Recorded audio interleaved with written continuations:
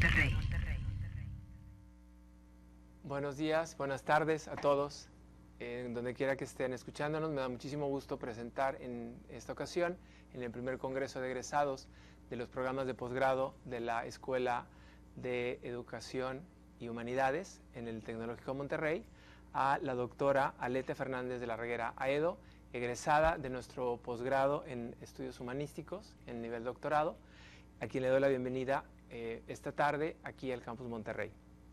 Antes de ver el video en el que vamos a ver la semblanza de nuestra invitada, me gustaría comentar que es especialmente emocionante para mí tener en esta visita, en esta oportunidad, a Aletia, cuya juventud de ninguna manera representa la longitud de sus estudios y de su preocupación por un tema fundamental que nos presentará hoy.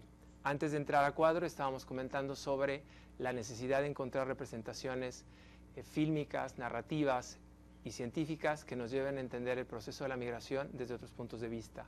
Específicamente en el campo de estudio mexicano son muy escasas las representaciones y los estudios de una narrativa que nos invite a pensar el problema de la migración en sus dimensiones reales, por una parte. Y por la otra, otro interés de esta comunicación es también presentar cuáles serían alternativas para combinar metodologías de estudio con perspectivas de género, que es un tema muy original y por el cual me he permitido invitar a Aletia, a quien le agradezco el haber aceptado la invitación. Entonces vamos a dar paso a la semblanza y los dejaré con la doctora Aletia Fernández de la Reguera, quien va a presentar su conferencia Derechos Humanos y Procesos de Detención de Mujeres Migrantes en la Frontera Sur de México, un análisis de la burocracia y las políticas migratorias. La doctora Aletia Fernández de la Reguera Aedo es investigadora del Centro de Investigaciones y Estudios de Género de la UNAM, donde imparte el seminario de posgrado Metodologías Cualitativas para la Investigación Social, Globalización, Género y Migración, y coordina el seminario de investigación Estudios Actuales de Género, en conjunto con el Programa Interdisciplinario de Estudios de la Mujer del Colegio de México. Es docente de la maestría Mitra Erasmus Mundus, Mediación Intercultural, Identidades, Movilidades y Conflictos, en la Universidad de Lille, Francia. Su proyecto actual de investigación cuenta con financiamiento del Programa de Apoyo a Proyectos de Investigación e Innovación Tecnológica, PAPIT, de la UNAM. Es licenciada en Relaciones Internacionales por el Tecnológico de Monterrey. Estudió una maestría en Estudios Europeos, 2006, en la Universidad de Ámsterdam, Holanda. Y es doctora en Estudios Humanísticos, 2015, con mención honorífica de excelencia por el Tecnológico de Monterrey, con la tesis titulada La construcción de procesos de autonomía para la toma de decisiones de mujeres trabajadoras migrantes de retorno. Es miembro del Sistema Nacional de Investigadores, SNI-1, de la Cátedra UNESCO, TEC de Ética y Cultura de Paz para el Alcance de los Derechos Humanos, y del Consejo Directivo del Instituto para las Mujeres en Migración, IMUMI, AC. Sus líneas de investigación: género y migración, autonomía de las mujeres y violencia de género. Buenas tardes, pues es para mí de verdad un privilegio y un honor estar hoy en el TEC. De regreso a este campus, estudié en el año 2001 en este campus y no había vuelto desde entonces. Y bueno, agradezco enormemente al posgrado, a la Escuela de Educación y de Estudios Humanísticos y especialmente al doctorado de Estudios Humanísticos y al doctor Roberto Domínguez del Campus Ciudad de México por la invitación. Pues la idea de hoy es tener, bueno, la charla, pero también mucho es el intercambio de lo que ha sido mi experiencia. Primero, mi formación como investigadora en el doctorado de Estudios Humanísticos del TEC y actualmente cómo he ido desarrollando un proyecto de investigación cualitativo en la frontera sur de México. Entonces me gustaría también compartir un poco toda esta experiencia de lo que implica ser investigadora y dedicarse a esto de tiempo completo.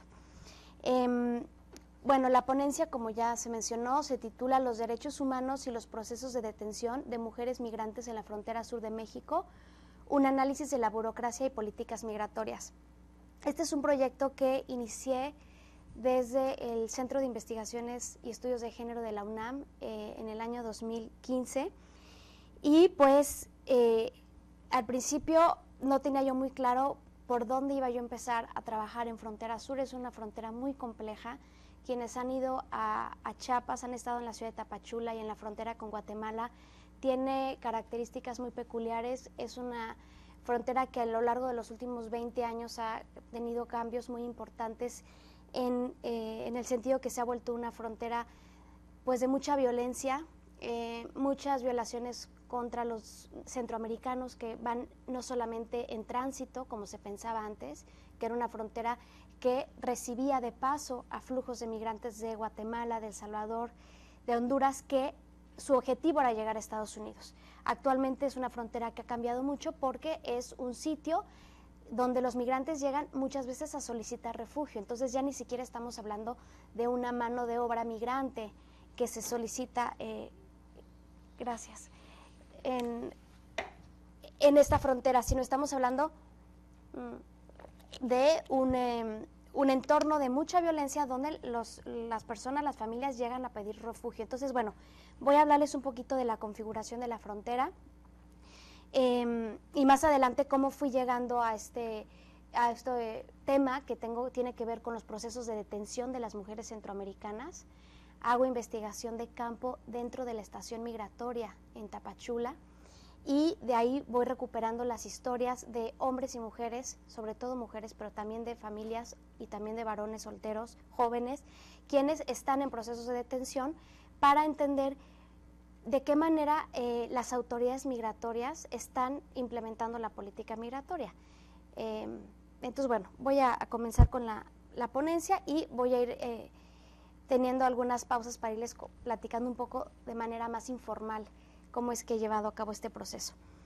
Los flujos migratorios en la frontera sur de México se remontan a una relación fronteriza histórica entre México y Guatemala, que a lo largo del siglo XX se nutrió con la demanda de mano de obra guatemalteca en las plantaciones cafetaleras del Soconusco. Un circuito migratorio que en un inicio se caracterizó por migraciones laborales temporales para el trabajo agrícola, se transformó aceleradamente en las últimas 2 décadas del siglo pasado, de forma tal que actualmente abarca nuevos perfiles sociodemográficos y diversos comportamientos asociados a la violencia estructural de la región. Es por ello que esta frontera se caracteriza por la gran complejidad social de sus dinámicas migratorias, con personas provenientes de Guatemala, Nicaragua, El Salvador y Honduras que cruzan diariamente, ya sea para trabajar temporalmente en la región, para asentarse tanto en Chiapas como en otras zonas del país, como punto de tránsito hacia Estados Unidos o huyendo en búsqueda de refugio. De acuerdo a la encuesta sobre migración en la frontera sur de México, la EMIF-Sur, en 10 años, el flujo laboral de migrantes guatemaltecos que llega a México casi se ha duplicado, de 360,000 cruces en 2005 a 725,000 en 2015. Asimismo, en los últimos 5 años, el total de eventos de devolución o de deportación de migrantes centroamericanos se ha incrementado en un 116%, de 61,000 en 2010 a 132,000 casos en 2015. Cabe decir que 2 de cada 10 personas migrantes deportadas son mujeres, en su mayoría jóvenes, ya que el 65% tienen menos de 29 años.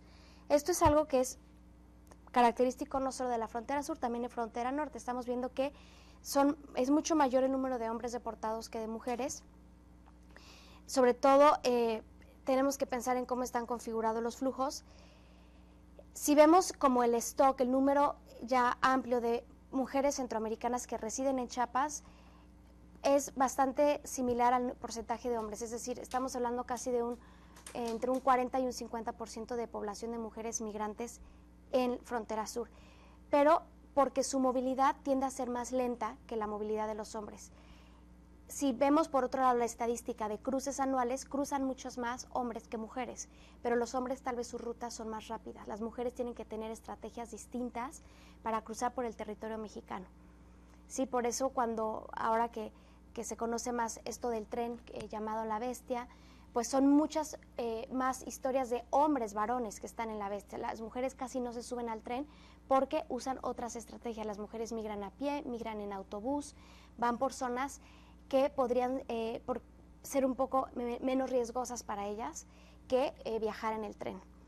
Sin embargo, esto lo que hace es que complica manera estadística de medir los flujos de mujeres, pero sabemos que son más hombres los que cruzan y más hombres los que son deportados, y que las mujeres tienen estrategias para diversificar su tránsito por México.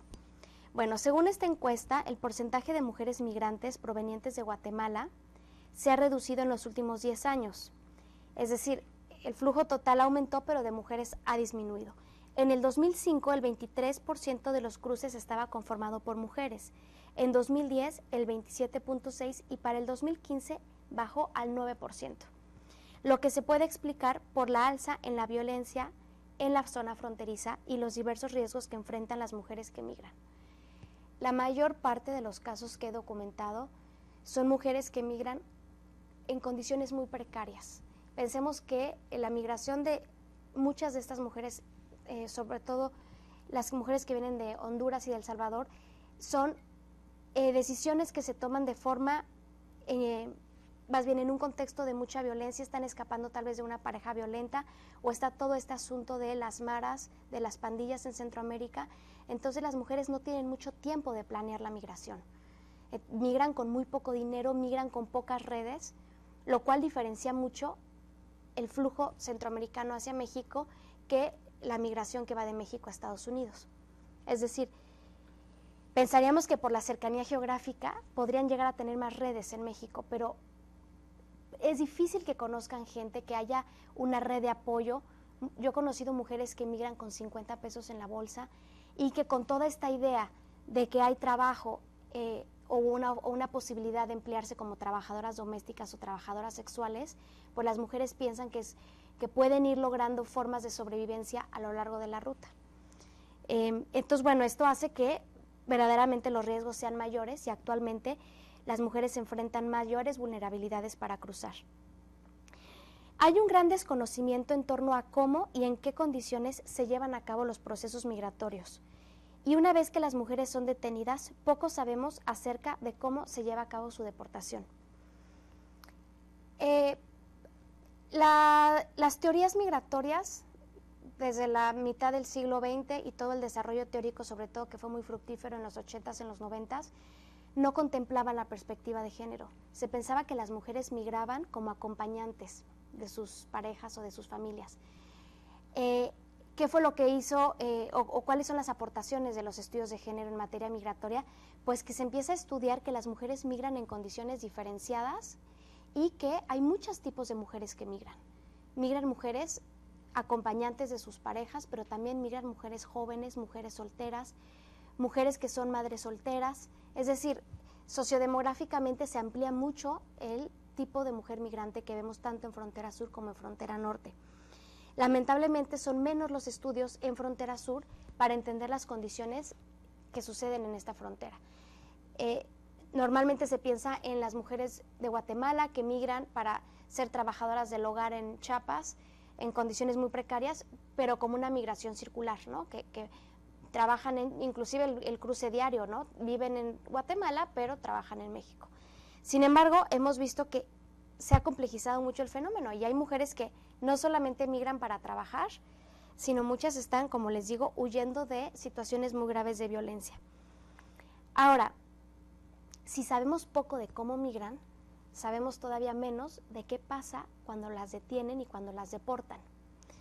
Y bueno, las deportaciones, que es un tema que actualmente está un poco más en la agenda migratoria a partir de todo este discurso de Trump, pero que realmente es un tema que, por lo menos en la frontera norte, desde la administración de Bush y de Obama, se empezaron a generar todas las estructuras de deportación, pues ha tenido efectos también en la frontera sur. Si ustedes están siguiendo el tema de política migratoria, sabrán que Trump habla de una estrategia de detener la migración por capas.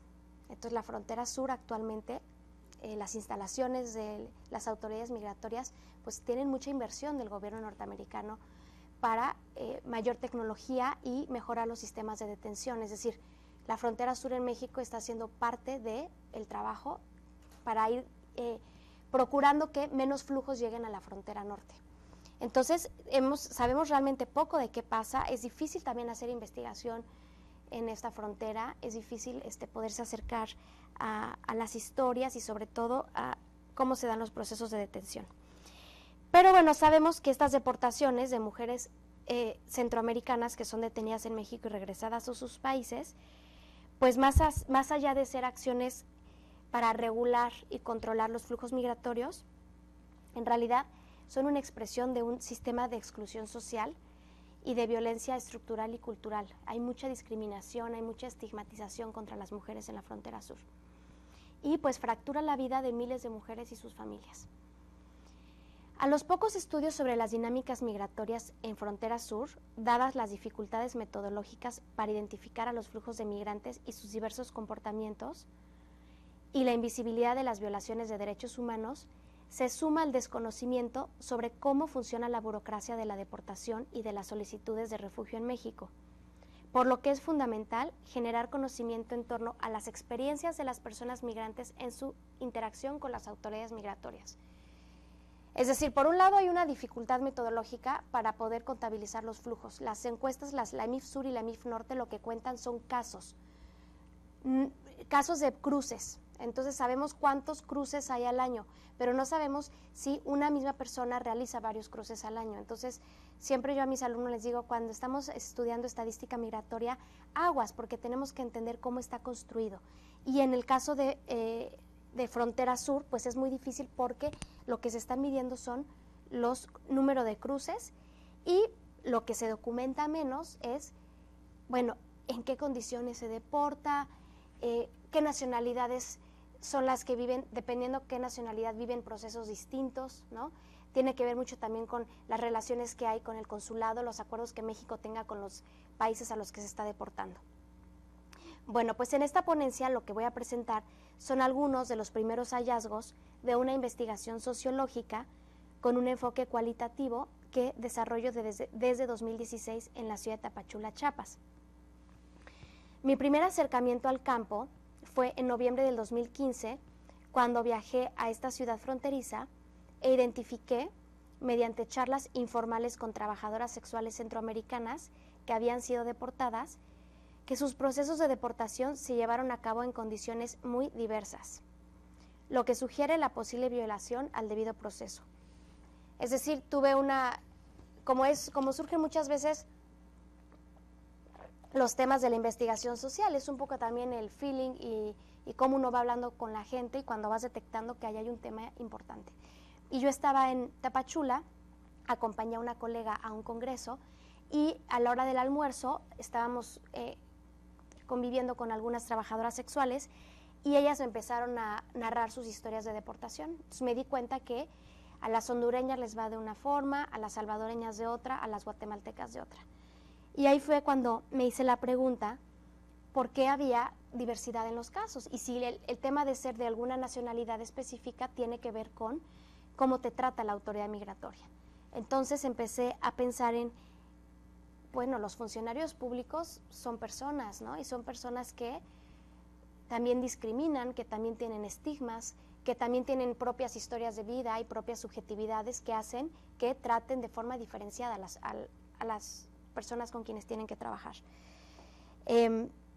Y a pesar de que no debería de ser así y que hay un reglamento migratorio y hay un protocolo de cómo se tiene que hacer el proceso de detención y las entrevistas, pues resulta que si eres mujer guatemalteca hay ciertos estigmas, ¿no?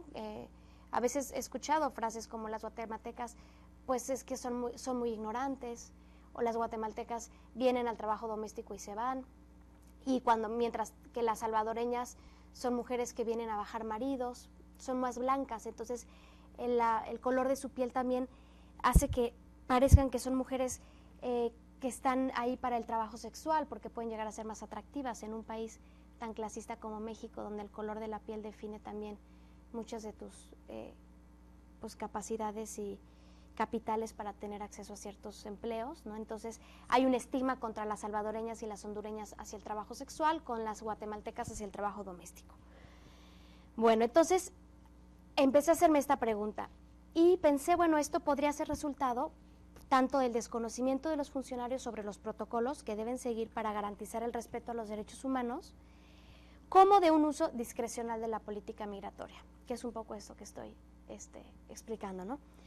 En ambos casos, la génesis del problema radicaría en una falta de reconocimiento ético y de la posible indiferencia de los funcionarios frente a un sujeto que queda deshumanizado. A lo largo de 2017 y hasta el momento realizo trabajo de campo en la Estación Migratoria Siglo XXI, que es una estancia operada por el gobierno federal, lo que me ha permitido recopilar testimonios de personas migrantes y observar prácticas sociales en la estación. Esta experiencia me ha permitido reflexionar sobre los discursos, las prácticas y las relaciones de poder que se generan en ese espacio entre los diversos actores que intervienen en los procesos de deportación de mujeres centroamericanas.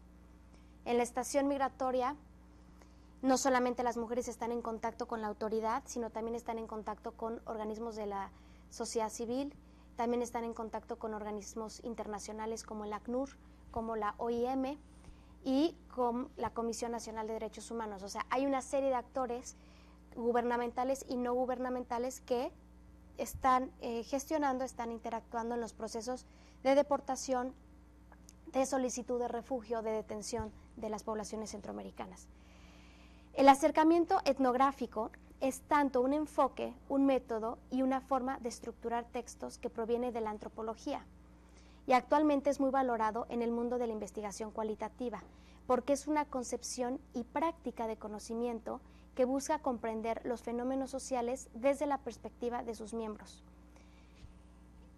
Estoy haciendo una forma de etnografía, que bien, no soy antropóloga, soy socióloga, pero la etnografía es una forma de realizar el trabajo de campo donde uno no solamente llega a hacer entrevistas a profundidad, por ejemplo, o a hacer observación participante, sino que eres parte del entorno. Entonces yo estoy haciendo esta investigación y entro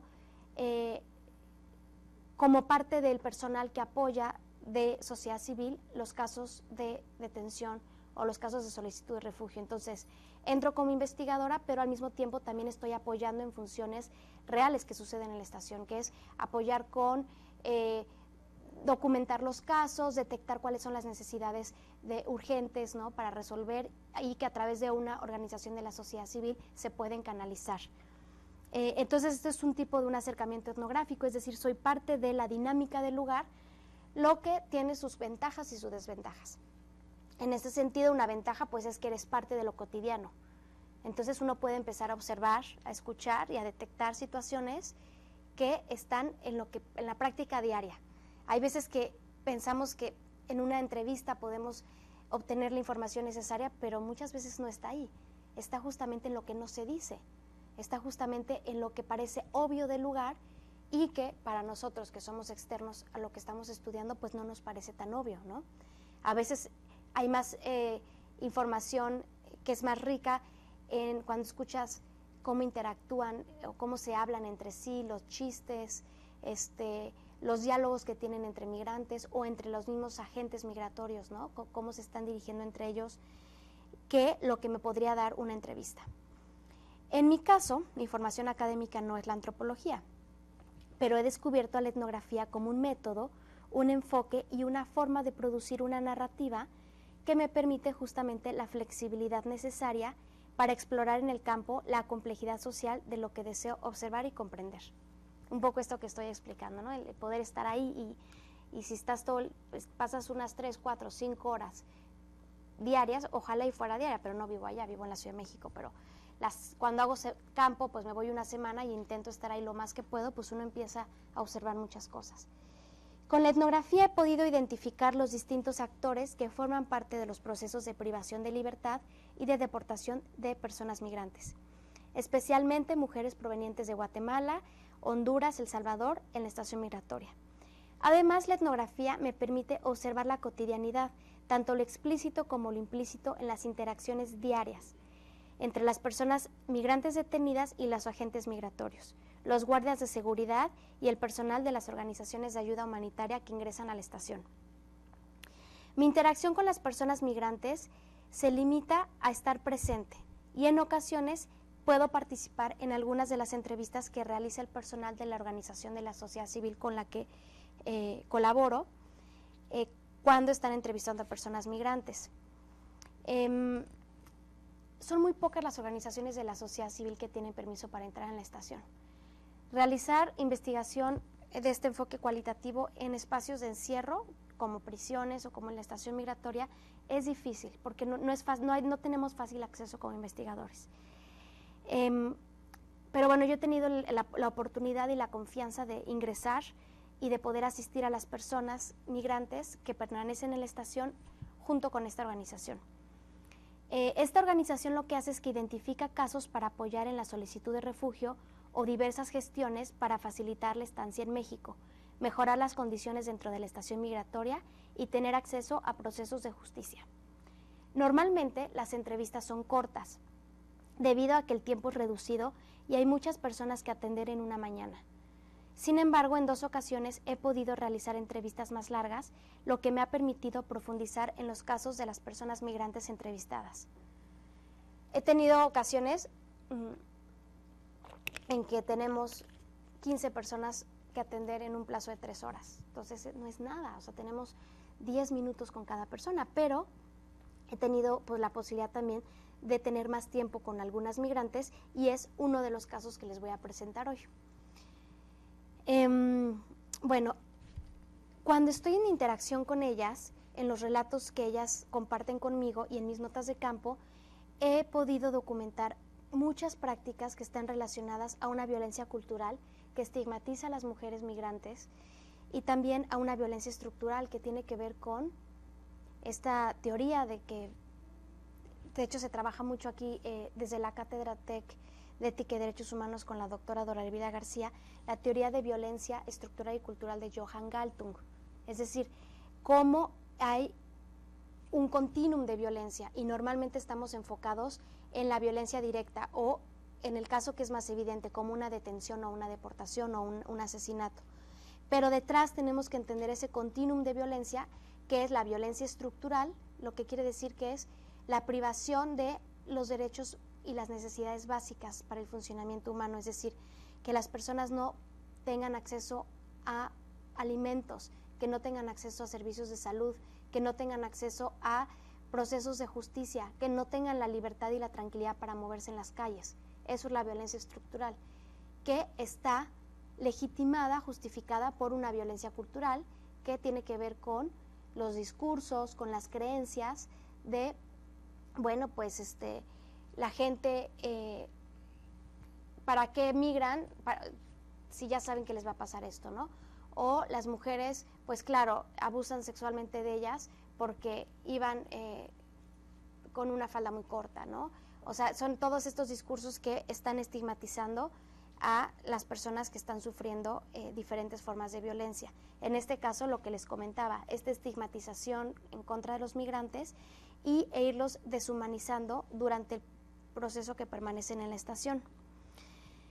Bueno, pues las trayectorias migratorias de las mujeres que he entrevistado parten claramente de una desigualdad de género.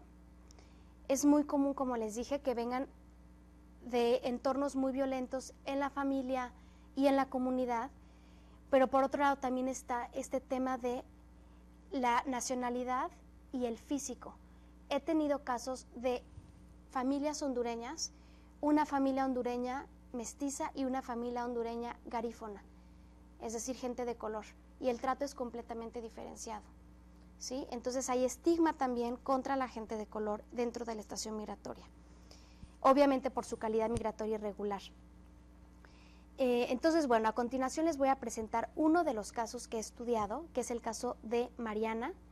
Ella es una mujer de 26 años, proveniente de Honduras, a quien pude entrevistar en junio de 2017 en la estación migratoria de Tapachula.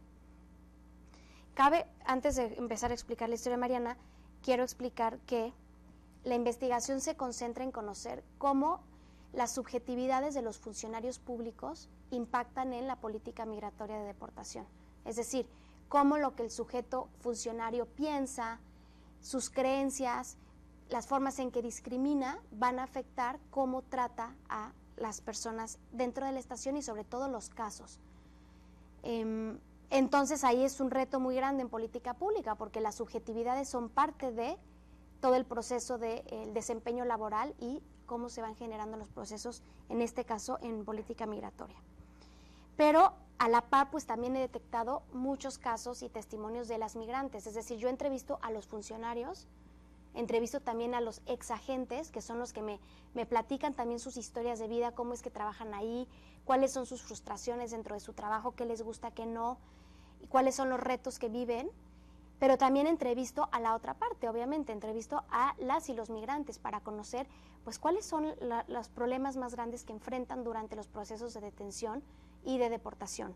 Entonces, ahora voy a presentar uno de los casos de una mujer a quien pude entrevistar en 2 ocasiones dentro de la estación migratoria. Bueno, como les dije, Mariana tiene 26 años. Cuando la conocí, ella llevaba más de un mes en la estación migratoria y su caso presentaba confusión, ya que al parecer se estaba llevando a cabo el proceso de apatridia al mismo tiempo que el proceso de solicitud de refugio. Antes de comenzar la entrevista, las autoridades de la estación migratoria nos explicaron que era posible que ambos procesos se llevaran a cabo al mismo tiempo, es decir, que por un lado ella estuviera solicitando refugio y por otro lado estuviera solicitando el trámite de apatridia, es decir, ella no tenía un documento que le permitiera ser reconocida como hondureña. En el encuentro, Mariana nos comunicó que llevaba 15 días esperando el documento por parte de la Comisión Mexicana de Ayuda a Refugiados, la COMAR, para constatar que había iniciado el trámite de solicitud de refugio, es decir, ella todavía no tenía certeza que realmente se estaba llevando a cabo este trámite. Nos dijo estar confundida, ya que una oficial del área jurídica de la estación le había dicho que no podía llevar a cabo un trámite en la COMAR si estaba en el proceso de apatridia al no tener un acta de nacimiento hondureña. Entonces había mucha confusión porque por un lado decían que sí podía llevar los 2 trámites al mismo tiempo y por otro lado que no. Mariana estaba muy preocupada porque esta oficial la había hecho firmar de puño y letra que renunciaba a la solicitud de refugio, ya que no podía solicitar ambos procedimientos de forma simultánea. Al momento de nuestro encuentro, ella estaba muy alterada porque ese día iba a salir un grupo de la estación migratoria y a ella todavía no le notificaban nada acerca de su proceso o fecha de salida. Además, le angustiaba que en varias ocasiones la oficial que estaba en caseta le había prohibido hablar con su cónsul, ya que se suponía que estaba en el proceso de refugio con la COMAR. Mariana presentó síntomas de ansiedad y ataques de pánico. No podía respirar cuando nos narraba su enorme confusión por no poder ver a su cónsul ni recibir la constancia de la COMAR. Nos contó que le hablaban muy pesado dentro de la estación migratoria y que ella lo único que no quería era tener problemas ni que le tomaran sus cosas. En ese momento tenía miedo de quejarse con las autoridades sobre su situación y se sentía muy sola porque las demás personas que llegaban a la estación salían pronto y ella permanecía ahí. Mariana decidió migrar porque estaba huyendo de una pareja muy violenta.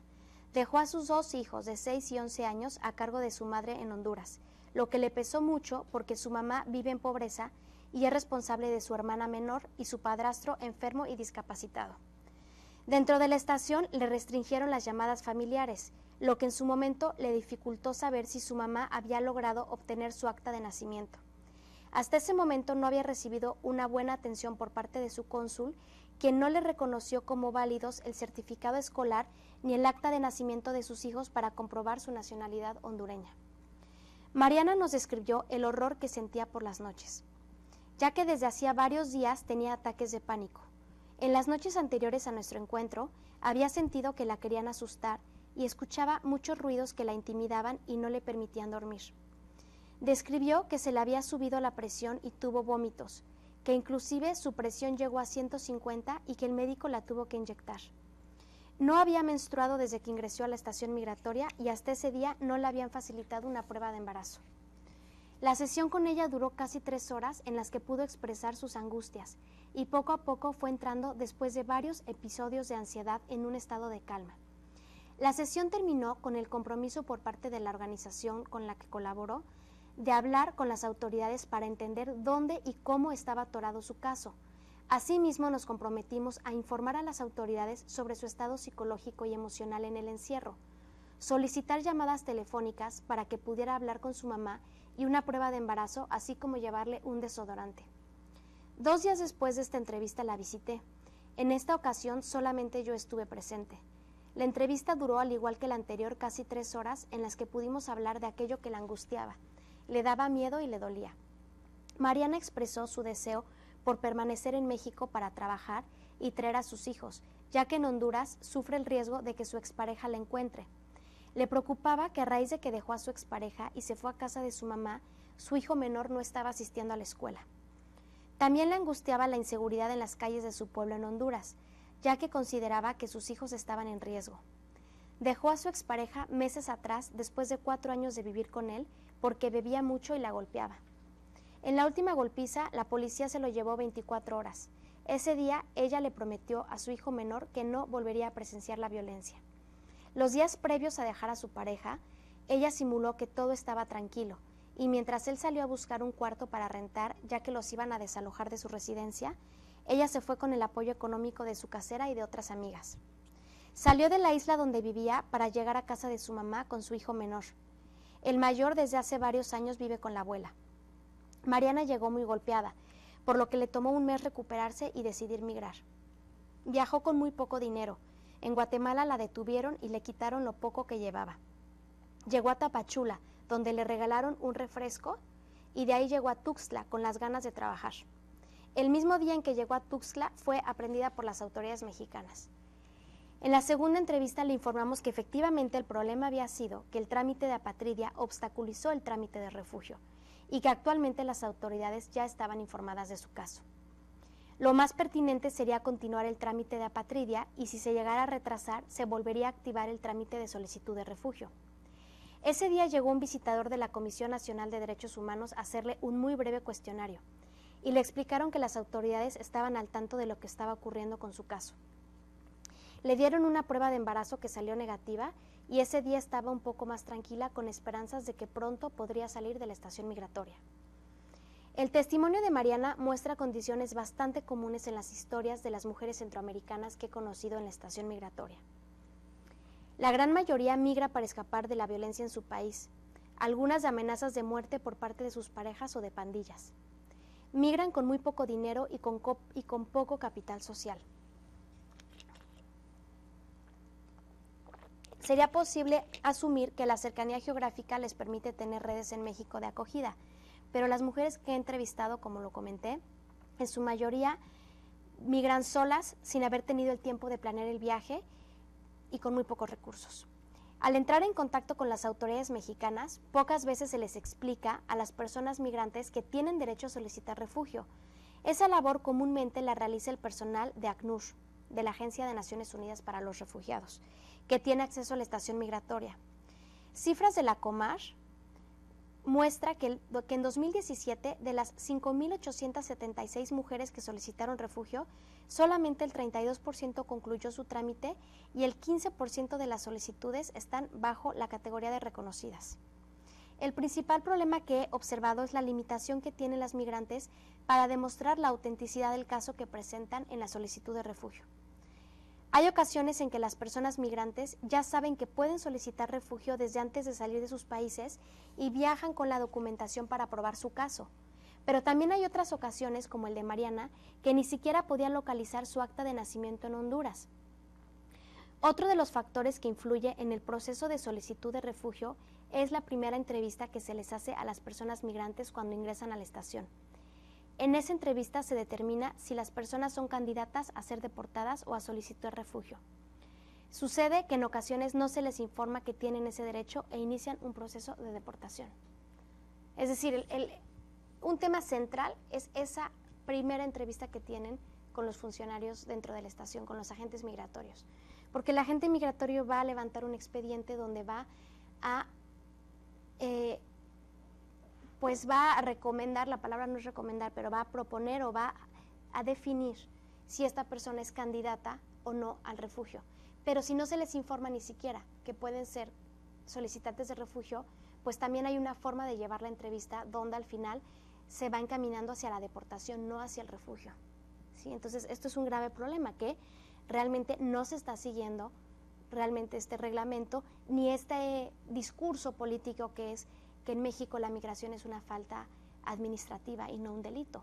Y lo que estamos viendo es que las personas son tratadas como si fueran delincuentes. Y es un centro de privación de libertad donde las personas ni siquiera tienen la posibilidad de transitar libremente dentro de la estación. Siempre tienen que ir acompañadas de un guardia.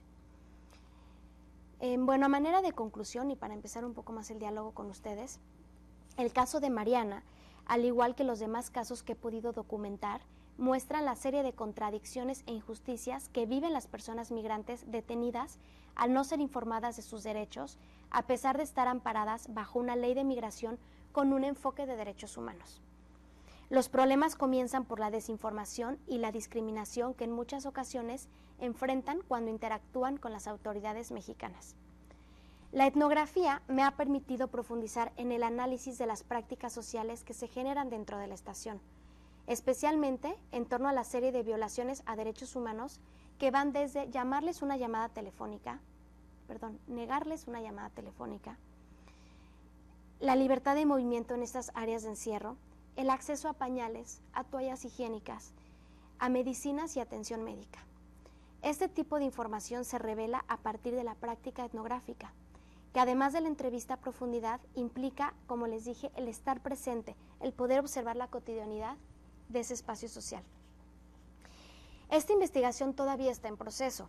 Sin embargo, los primeros hallazgos señalan la urgente necesidad de generar mejores mecanismos de monitoreo para las autoridades migratorias y fomentar una cultura laboral donde un buen desempeño realmente se base en el trato digno y la garantía del cumplimiento de los derechos humanos de las personas migrantes privadas de la libertad en las estaciones migratorias.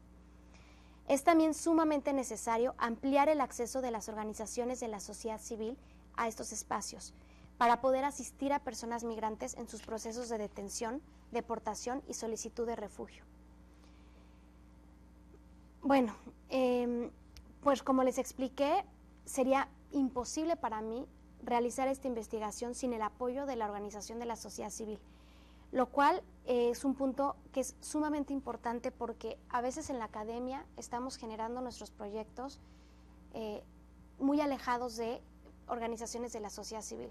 Todavía falta mucho en México, y no estoy hablando solamente de cierta institución académica, sino en general en la academia mexicana, falta entender que la sociedad civil son aliados, que son socios para poder realizar investigación específicamente en temas que son de coyuntura, temas donde muchas veces son los trabajadores sociales, son las personas que trabajan en estas organizaciones quienes tienen la información más pertinente de día a día, la información que nosotros como académicos no necesariamente la conocemos porque no estamos ahí viendo cómo se hacen los procesos de detención. Entonces ahí también es una invitación y realmente una lucha que tenemos que hacer de proponer proyectos donde nos complementemos sociedad civil con academia. Es cierto que los procesos de investigación y los tiempos son distintos. En la academia necesitamos tiempos más amplios para realizar las investigaciones. También el enfoque es distinto. En academia es mucho más lograr entender la profundidad del problema, ¿no? La densidad de la situación que estamos averiguando, todos los distintos actores, como buscar todos estos distintos significados e interpretaciones que hay alrededor de un proceso social, mientras que en sociedad civil muchas veces es la recomendación de política pública, ¿no? Y entonces hay tiempos diferentes. Pero eso no quita que tenemos que trabajar más en conjunto. Y un ejemplo muy claro pues es esta investigación, que si no fuera por esta posibilidad de colaborar con ellos, pues para mí nunca hubiera sido posible ingresar a este espacio. Entonces, bueno, pues eso es señalarlo, ¿no? Que realmente tenemos grandes limitaciones como investigadores para ingresar a estos espacios. Todavía las autoridades pues no reconocen también la importancia de que estemos haciendo investigación sobre la burocracia. Es importante, al final podrían generarse propuestas interesantes de política pública. También tenemos que decir, bueno, ¿cómo observamos la función del agente migratorio, ¿no? ¿Cuáles son los obstáculos o qué facilita su desempeño laboral? ¿Qué entiende por desempeño laboral? ¿Cómo va a poder controlar este asunto de sus propias subjetividades dentro de su servicio público, ¿no? Actualmente está todo un proyecto muy interesante de perfilamiento racial, una guía de perfilamiento racial para los funcionarios del Instituto Nacional de Migración, para que se vayan también concientizando de, es real, o sea, es cierto que hay un estigma con las personas que están deteniendo y con las personas con las que están interactuando, y no tratan igual a las personas, por ejemplo, a las cubanas que a las guatemaltecas, o no tratan igual a los pakistaníes que a los hondureños, ¿no? Entonces, me parece que es un tema súper importante que todavía se necesita explorar más, y nosotros deberíamos de ser aliados, no en cuanto a la generación de conocimiento, ¿no? Y no que todavía haya pues estas limitaciones tan grandes para poder realizar investigación. Bueno, pues yo creo que con esto voy terminando. Resaltar que para mí ha sido pues muy importante poderlo compartir en un espacio como el TEC, donde existen muchas posibilidades de generar proyectos muy amplios y donde creo que sí tenemos que atender a esa mirada de derechos humanos, de trabajo con sociedad civil. Y bueno, ¿qué les digo? En el tema migratorio y de género, pues es a lo que me apasiona y a lo que me dedico, pero sí creo que es una línea que tendríamos que reforzar más. Pues abro el espacio para preguntas. Sí.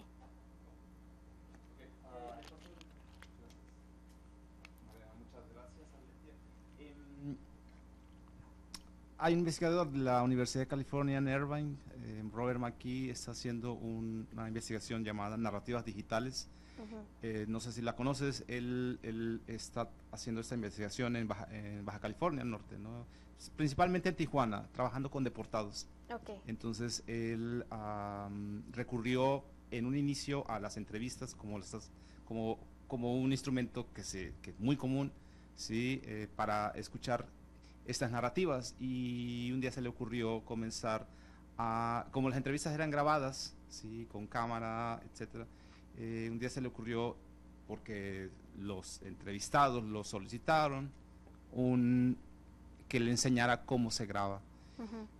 Y de ahí surgió que el proyecto se transformó hacia que los mismos deportados, que son de diferentes nacionalidades, deportados de Estados Unidos, que la mayoría vienen, la mayoría mexicanos, pero muchos deportados que son centroamericanos, pues aterrizan nuevamente en México, comienzan ahora a grabarse y a narrar todo lo que has venido contando, sí, y que obviamente tiene una diversidad o una gran diferencia en cuanto a sus experiencias de deportación, sí.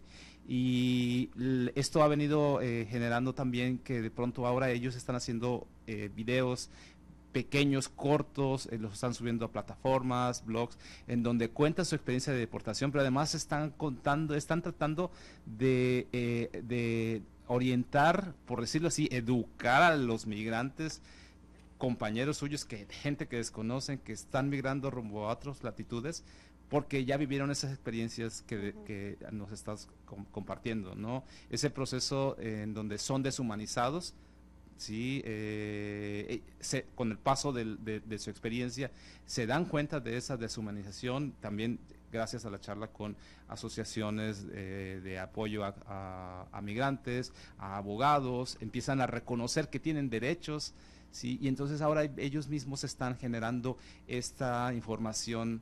Lo importante que son ellos mismos, que en el caso del investigador orienta hacia algo que considera importante, y en el caso de ellos mismos se dan cuenta que hay elementos que son importantes que normalmente no les pregunta a un investigador. Como dijiste, el académico nos acercamos con ciertos ojos, ¿no? Desde una perspectiva teórica, y esto resulta muy interesante, ¿no?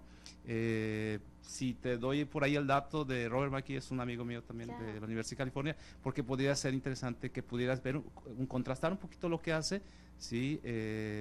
Aunque lo hace evidentemente en la frontera norte. Sí, pues te agradezco mucho el comentario, porque justamente es súper interesante estas nuevas metodologías más horizontales y participativas. Este proyecto está acompañado de un cortometraje, porque también le estamos apostando a la importancia de la divulgación. Entonces, hemos estado trabajando en también levantar mucho material audiovisual, y ojalá que el año que viene esté aquí yo, pero para presentarles ya el corto junto con el proyecto. Pero ese es, por un lado, la parte de divulgación, que también pensemos como investigadores los retos que nos implica generar productos de divulgación científica, porque nos pasa mucho, nuestras tesis, nuestros libros, nuestros capítulos, artículos, pues al final somos entre nosotros mismos, la comunidad académica, que a veces también es bien reducida dependiendo de la temática, que nos estamos leyendo, y apostarle a metodologías más horizontales y a formas atractivas de divulgación creo que es fundamental. Aquí que estamos en la innovación del TEC, pues pensar que estamos haciendo nuestras tesis, cómo vamos a llevar esos resultados a públicos más amplios. Y esto que está haciendo el colega de California me parece fascinante. Yo lo he visto también con un proyecto con niños en situación de calle y que les dieron cámaras y criticaron mucho a la investigadora. ¿Cómo le vas a dar cámaras en la Ciudad de México?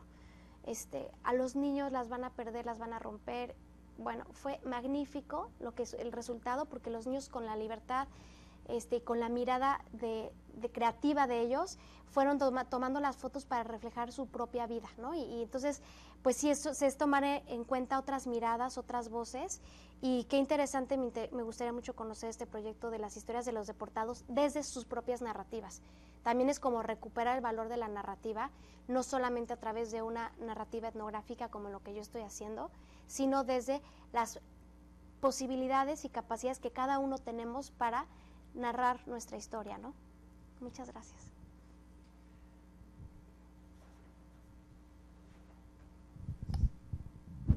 Bueno, primero que todo, felicitarte por este tema tan interesante. Yo soy Florina Redondo y trabajo aquí en el doctorado en estudios humanísticos, en la coordinación de ética. 3 preguntas. Sí. 1, ¿cómo llegaste a este tema de los migrantes? ¿Qué fue lo que te motivó a acercarte a este tema de investigación? Sí. 2, me gustaría también saber si en los estudios, además de analizar lo que sucede en el centro migratorio, también el proceso previo, cuando a estas personas las detectan y las siguen, etcétera, ¿verdad? A lo que voy es que esa violentación a los derechos humanos pues trae todo un recorrido, ¿verdad? Uh-huh. Si también lo están contemplando otros investigadores, o que nos pudieras compartir. Y la otra cosa que también se me hizo interesante ver es cómo las tecnologías pueden ayudar,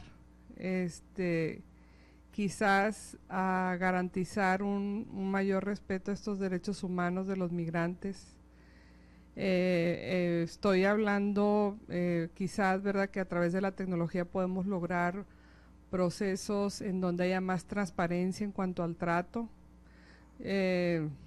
Estoy así como que quizás muy con la imaginación, ¿verdad?, pero que estas entrevistas o estas vinculaciones que se dan entre los funcionarios y los migrantes, que pudieran estar siendo también analizados o supervisados a través de ONGs, tomando nota, ¿verdad?, de lo que está ocurriendo en ese momento, pero con el apoyo tecnológico. ¿Más o menos? Sí, sí, claro. Un poquito lo de Big Brother, pero sí. llevado a las instancias de los migrantes. Muchas Sí. gracias y felicidades de nuevo por tu tema, muy, muy padre. Gracias. Pues muy buenas preguntas. La primera es un tema que yo trabajo mucho con mis alumnos, cómo nos implicamos en nuestras propias investigaciones.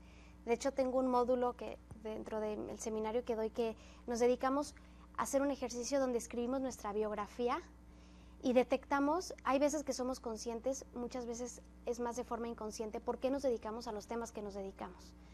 Y cuando hacemos ese ejercicio, que a veces es como muy intenso, nos damos cuenta pues que hay algo en nuestra historia de vida o muchas cosas que nos han hecho llegar a este momento y a dedicarnos a estudiar pues temas, yo que sé, de educación, temas de tecnología, temas de migración. Y en mi caso particular, cuando yo tuve la posibilidad de estudiar la maestría fuera, en Ámsterdam, y vivía yo en un barrio marroquí. Y entonces me empecé a dar cuenta que había como dentro de Ámsterdam 2 ciudades. Estaba el Ámsterdam de los holandeses y estaba el Ámsterdam de los marroquíes. Y entonces durante la maestría me empecé a aproximar al tema de migración porque me interesó, porque me daba cuenta yo de estas diferentes dinámicas, y tuve la fortuna de tener un director de tesis que es antropólogo social, y él fue el que me empezó a enseñar cómo hacer trabajo de campo, porque yo vengo de relaciones internacionales, entonces no tenía yo estas herramientas para hacer este tipo de investigación. Y yo después de la maestría que regresé a México y trabajé en una organización con el tema de trata de personas, siempre me quedé con la idea que la migración era una posibilidad como de empoderamiento para las mujeres. Y fue hasta el doctorado cuando me doy cuenta pues que no, que hay una diversidad muy amplia de historias migratorias, y que el hecho que mi propia historia, la migración, haya sido algo muy positivo, pero claro, yo migré como estudiante internacional en Holanda, no es lo mismo, ¿verdad?, que como migran las personas de México a Estados Unidos, o peor aún, de Centroamérica, lo que hemos visto. Entonces, que en el doctorado pude entender que yo tenía un sesgo, yo quería ver que la migración era algo positivo en la vida de las mujeres. Y a través de ese proceso, que yo se los recomiendo a quienes estamos en el tema académico, hacer esta introspección de cómo es que nuestras propias historias nos llevan a los temas. Porque cuando te haces consciente, entonces ya puedes controlar un poco mejor esa mirada que podría pensarse como sesgada. Ese querer ver algo que cuando te haces consciente que estás predispuesto por tu propia historia a verlo, se te abren los horizontes y empiezas a entender de una forma más completa el fenómeno que estudiamos. Pero pues sí, fue mi propia historia como migrante. Si podemos estudiar no solamente la detención, sino el proceso previo. Claro, cuando este tipo de investigación etnográfica me estoy concentrando en una práctica, en un hecho específico que detecto en la estación, pero eso, para que sea un análisis científico, lo tengo que llevar a un nivel, eso es un nivel micro, ¿no? O sea, es decir, la interacción que hay entre la chica detenida y el funcionario en el momento de la entrevista.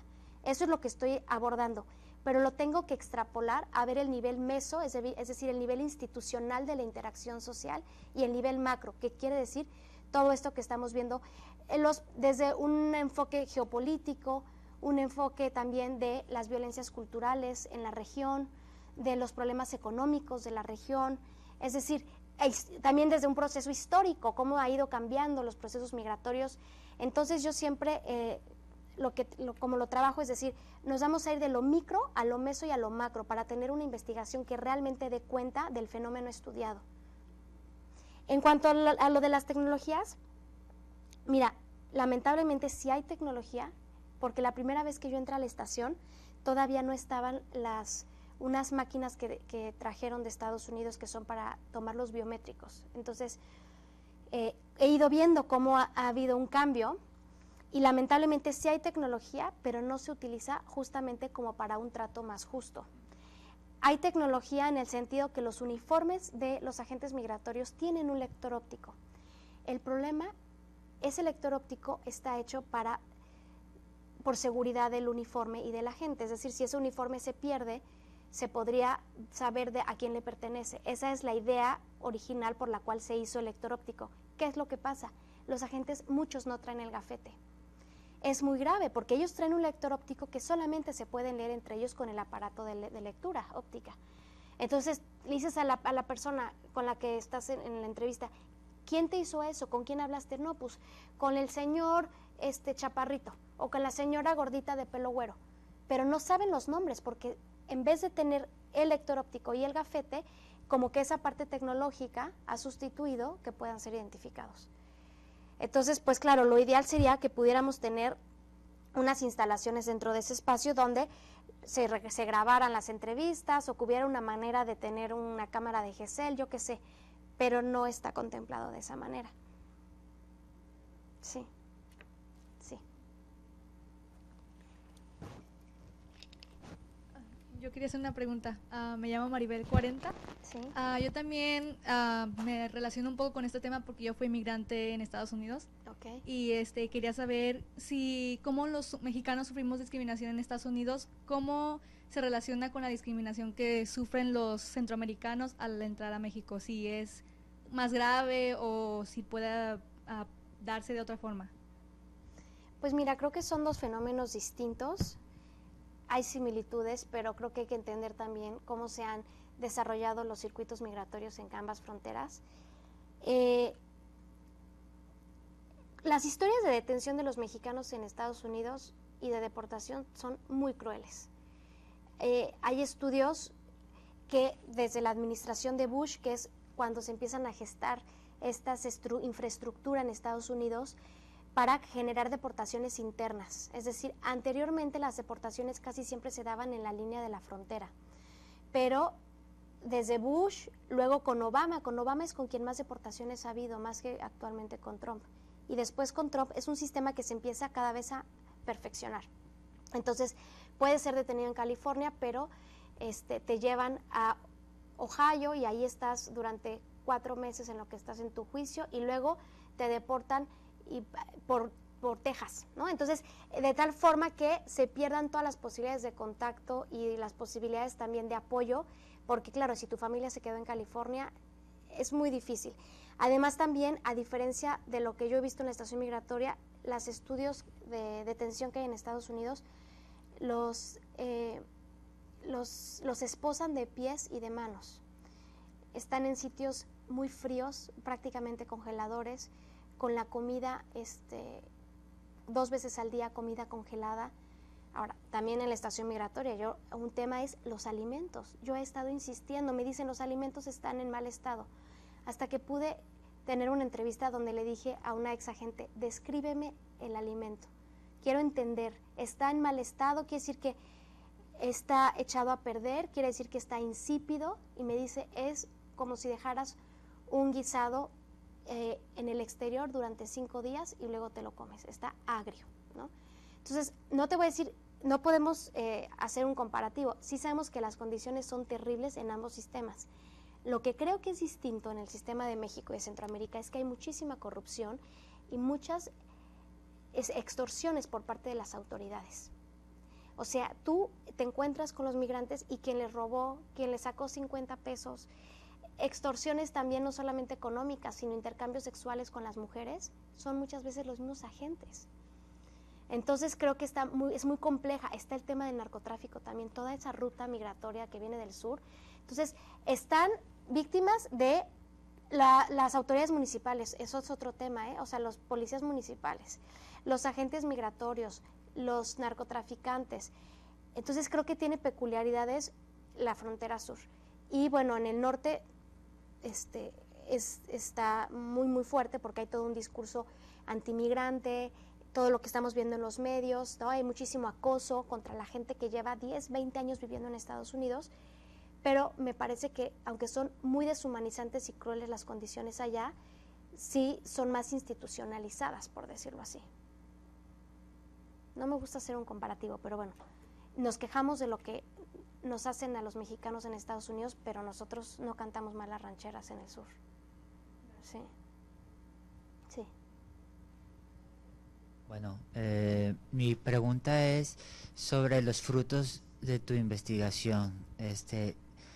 No sé, además de todo este conocimiento que está generando, la oportunidad de generar este cortometraje que va a hacer conciencia en los mexicanos de lo que está pasando y que tú lo estás documentando, me pregunto si se está transformando ya en políticas propias, no sé, también por ejemplo si alguno de los candidatos, ahorita que está tan de moda esto de las elecciones, alguien te ha contactado, te ha llamado para conocer lo que está pasando en cuestión de migración y poder sumarlo a su plan de nación, o te han llamado de la Secretaría de Relaciones Exteriores, no sé de qué manera se está transformando o de plano que tanto ha sido un batallar para ti para que esto se convierta en política pública. Pues mira, en la UNAM estamos haciendo un esfuerzo muy grande por poder vincularnos con otros actores. En cuanto al tema electoral, convocamos, en la UNAM hay un seminario universitario de migraciones, del cual formo parte, donde somos varios académicos que hacemos estudios migratorios, y convocamos a un encuentro con los partidos, no con los candidatos, pero con los encargados de campaña de los candidatos, porque la UNAM hizo eso en otros temas, en tema de pobreza, de desigualdad social, tuvo estos encuentros con los diferentes candidatos. Lamentablemente no pudimos concretar con el tema migratorio, y cuando fue el segundo debate, pues sí fue muy triste ver la desinformación, no tienen idea de qué está pasando en ninguna de las dos fronteras, muy pobre en realidad la calidad de propuesta de política pública migratoria. Lamentablemente es un tema que en México se ha quedado muy atrás, porque hay otros temas de seguridad nacional que son más importantes, y con este asunto que se supone que tenemos una ley migratoria con enfoque de derechos humanos, y que tenemos un reglamento de una ley, y que es una falta administrativa, como que se ha descuidado mucho esta parte del monitoreo de la política pública, y aunque hay muchos esfuerzos de sociedad civil, creo que tenemos que hacer más. ¿Qué es lo que hacemos? Bueno, pues desde la UNAM y desde este seminario universitario, desde el SUDIMER, buscando alianzas, ¿no? Y buscando alianzas para presentar este proyecto. Estar aquí ya es algo muy importante, ¿no? Poderlo presentar con el TEC y así generarlo en varios espacios. También otro tema muy importante es la vinculación con los periodistas. Y bueno, dentro del gobierno pues también depende mucho. Ahora, ¿qué pasó con el Instituto Nacional de Inmigración? Cambió el comisionado, entonces todo el equipo anterior ya está de salida, una gran parte está de salida. Entonces también qué pasa en gobierno pues depende el momento. Uno puede hacer recomendaciones, pero bueno, ahí se quedan. Un aliado muy importante también en este tema es la Comisión Nacional de Derechos Humanos, quien ha sacado informes. Otro aliado fundamental es que el Instituto Nacional de Inmigración tiene un consejo ciudadano, y ese consejo ciudadano tiene voz y tiene formas de proponer política migratoria.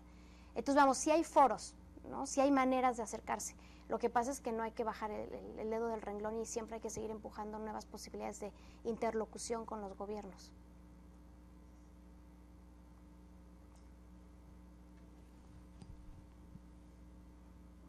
Sí, felicidades y gracias sobre todo por la información que nos das, que nos sensibiliza mucho sobre el tema y nos termina de informar o nos da más información también. En todo este proceso, programa problemática, el agente migratorio o el servidor público, por todos los medios cinematográficos, literarios, la investigación misma, se perfila como el malo. Y no lo digo, y así es como lo hemos percibido. Sí. Yo, en afán de tener alguna esperanza, invitaría a pensar, falta investigar si habrá agentes migratorios que por su propia historia de vida lleguen a ser, entre comillas, buenos, o qué falta para que todo este grupo tenga más sensibilidad, o ha faltado investigar sobre ellos de por qué son así.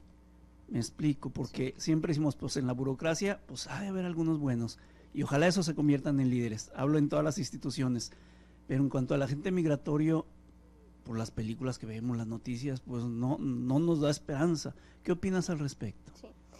Mira, he encontrado muchas experiencias diversas también dentro de los agentes. Yo entrevisto mayoritariamente a gente que ya salió del instituto, gente que entró muy comprometida, gente muy bien formada y que lamentablemente quedó muy decepcionada y tuvo que salir. También hay que entender la situación y las propias debilidades y posibilidades que hay para ejercer su trabajo, ¿no? Hay muchos que llegan y les dan un manual y ya con esto ya estás capacitado como agente. Sí tiene el instituto un sistema de capacitación continua, pero tiene muchas fallas ese sistema. Entonces, he detectado en entrevistas también que llegan muy desinformados. No entienden muy bien cuál es hasta dónde y qué es lo que tienen que hacer. También hay un tema de, si tienes una persona que tiene un perfil, por ejemplo, en la Policía Federal todos tienen que tener licenciatura, el agente migratorio no. Eso sí hace una diferencia. Entonces, he detectado también que hay lo simbólico que es, por ejemplo, portar el uniforme, ¿no? Y que la cultura del agente migratorio es como una mezcla entre una policía y un militar. Tiene una mezcla muy particular el agente migratorio. Entonces, si es una persona que no tiene las bases profesionales, éticas, inclusive yo diría hasta emocionales para manejar ese poder que le implica detectar a personas irregulares, definir en una entrevista si son o no solicitantes de refugio, pues entonces puede hacer barbaridades. Pero también hay gente muy valiosa, o sea, también es la realidad. He conocido gente muy comprometida, he conocido gente que es sensible al tema, hay personas que están también dentro de el ser agente capacitados para hacer los OPIs, que son los agentes de protección a la infancia. Entonces, hay de todo, no podemos generalizar. Lo que estamos estudiando, pues, es que estructuralmente sí hay cuestiones muy difíciles de atender y que sí se generan constantemente, todos los días, violaciones a los derechos humanos de los migrantes. Entonces, de eso va un poco la investigación, de detectar cuáles son los problemas que ellos tienen como agentes para, si les piden, yo qué sé, cierto número de detenciones, cuáles son las relaciones directas con los diferentes niveles, porque bueno, si tienes un jefe que no te apoya, o ganas muy mal, o tienes guardias de 48 horas, bueno, pues tampoco se puede esperar que tu desempeño sea el óptimo. Si tampoco tienes mucha capacitación, si no conoces muy bien la ley, entonces hay muchos perfiles diferentes. Y claramente hay un perfil y hay una forma en que actúa la gente joven, que llega con ganas de trabajar, que llega con ganas de hacer bien las cosas, y gente que lleva ya muchos años que ya está muy viciada dentro de la institución. Me parece que ya estamos concluyendo. No sé si habría una pregunta más, porque nos falta ya muy poco tiempo para... Sí, algo muy breve. Gracias. Nada más, no es una pregunta, es un comentario sobre lo que mencionas sobre divulgación. Afortunadamente ahorita CONACYT ya está girando, está siendo inclusivo con la divulgación. Durante muchos años solo era ciencia de alto nivel y artículos científicos, etcétera. Pero ahorita ya las autoridades están dándole el giro hacia la divulgación, porque ellos se dan cuenta de lo importante que es, ¿sí? No solo cumplir con los altos estándares de publicación científica, sino de divulgar lo que se hace en la ciencia, ¿no? La única forma de retroalimentar a una sociedad que tanto lo necesita. Entonces, esta parte que mencionas sí es sumamente importante y ya tiene cabida dentro de CONACYT. Es una buena tenemos noticia. Que seguir dando la lucha, porque es lo que dice el compañero, cómo poder transmitir todo este conocimiento a diferentes actores que son cruciales para abordar el tema.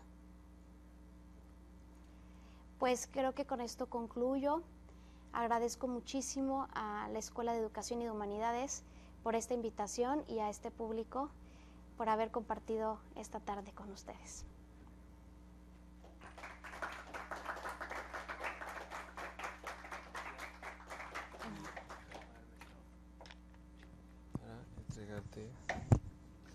Pues muchísimas gracias a nombre de todo el equipo. Leo, el primer Congreso de Egresados del Posgrado de la Escuela de Humanidades y Educación de Tecnológico de Monterrey, Campus Monterrey, otorga el presente reconocimiento a la doctora Aletia Fernández de la Reguera AEDO por haber impartido su conferencia. Muchísimas gracias, Aletia. Gracias, Roberto. Muchas gracias a todos por su presencia. Buenas tardes.